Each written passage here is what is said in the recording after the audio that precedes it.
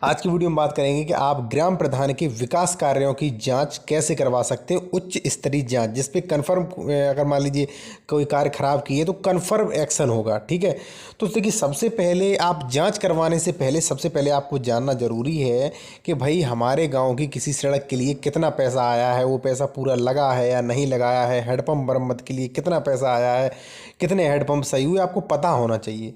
तो इसके लिए एक ऐप है, ई ग्राम स्वराज ऐप है। इस पर आप देख सकते हैं स्टेट और अपना ज़िला पंचायत और जो भी आपका ब्लॉक है वो और अपनी पंचायत यहाँ पे सिलेक्ट करके आप देख सकते हैं प्रधान ने कितना सरकार को बजट दिया है, कितना प्रधान के पास पैसा आया है।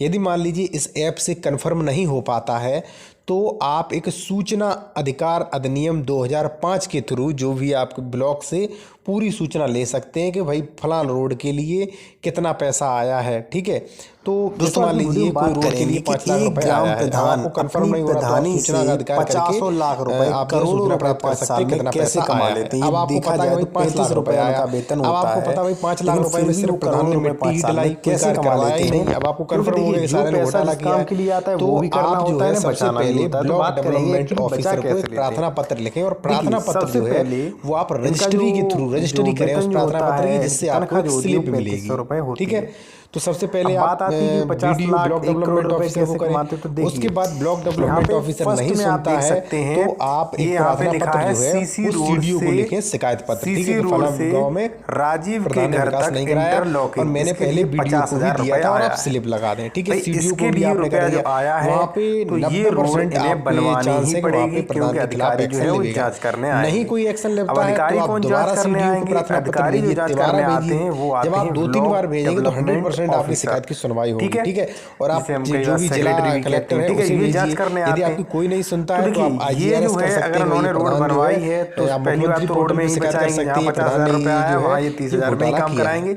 ठीक है, 5,000 अधिकारियों को रिश्वत देंगे। गांव में क्या होता है कि ग्राम प्रधान जो है वो विवाद करवाते रहते हैं, विपक्षी जो होते हैं सबसे बड़ी बचत है। देखिए ये काम तो करना ही पड़ेगा। ग्राम प्रधान की कोई औकात नहीं होती, जो भी आते हैं, ना उसके पास कोई देख सकते हैं आम अधिकार, आम जो लोग हैं उनसे ज्यादा अधिकार होते हैं, ना वो कोई MLA MP होता है। हालांकि MLA MP भी कोई भी हो, चाहे देश का राष्ट्रपति हो, विधि के समक्ष समान है, सभी के लिए कानून है। ठीक है, तो अब ग्राम प्रधान परेशान कैसे कर लेता है भाई? जैसे मान लीजिए कोई तालाब था, उसमें आपकी जमीन वाली जी तालाब पर आपने कब्जा कर रखा, तो ग्राम प्रधान क्या करेगा भाई? भाग भाग के SDM के पास जाएगा कि साहब हमारी जो पंचायत की भूमि है उस पर हमारी तालाब की भूमि है, उस पर उन्होंने कब्जा करके रखा है। ठीक है, वो भाग भाग के SDM से ही जाएगा, SDM तहसीलदार। ठीक है, वो कानून में कुछ नहीं जानता है, लेकिन ग्राम पंचायत की जो भूमि है उसका सर्वे सर्वा होता है, उसका अधिकार होता है ग्राम पंचायत की भूमि पर। जैसे मान लीजिए ग्राम पंचायत की भूमि पर आप खेती कर रहे हैं तो वहां से कब्जा हटवा देगा। ठीक है, यदि आप हटवाना चाहते हैं, देखिए ग्राम पंचायत की भूमि पर दूसरी साल जो है और भी कोई उनकी मरम्मत के लिए पैसा आता है। देखिए जो भी रोड बन रही हैं, जो भी शौचालय हैं, भाई SDM को प्रार्थना पत्र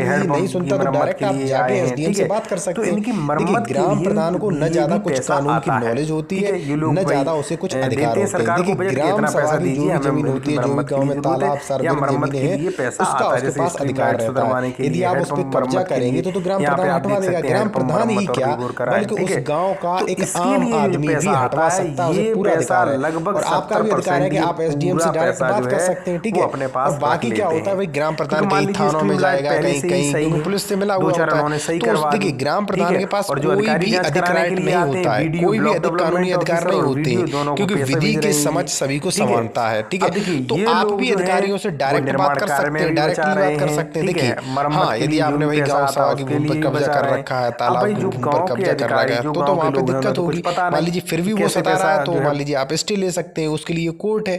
ठीक है, तो ग्राम प्रधान आपका कुछ भी नहीं कर सकता है। यदि आप सही हैं तो कुछ भी नहीं कर सकता, यदि मान लीजिए आप सही नहीं है तो कोई भी कुछ कर सकता है। गांव का आम आदमी भी आप पे उंगली उठा सकता है।